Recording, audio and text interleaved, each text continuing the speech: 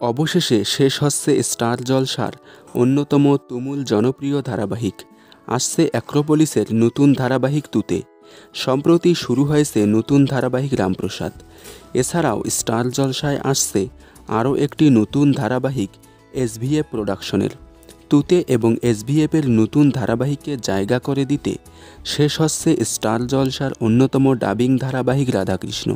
কোনো প্রাইম বা নন প্রাইম স্লটের ধারাবাহিককে রাধাকৃষ্ণের স্লটে শিফট করে সেই স্লটে নতুন ধারাবাহিক দেওয়া হবে, অথবা রাধাকৃষ্ণের স্লটে অন্য কোনো ডাবিং ধারাবাহিক আনা হবে।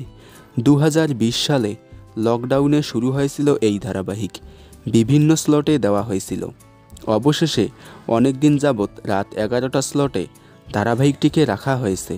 তবে দুর্ভাগ্যবশত ধারাবাহিকটি অনেক দিন যাবৎ স্লটহারা। 24 থেকে 30 এপ্রিল দেখুন অন্তিম সপ্তাহ।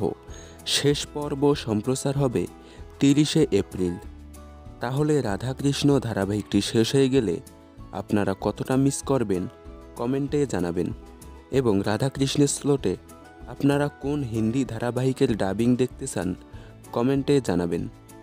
বিনোদন জগতের সকল আপডেট সবার আগে পেতে চ্যানেলটি সাবস্ক্রাইব করে রাখুন।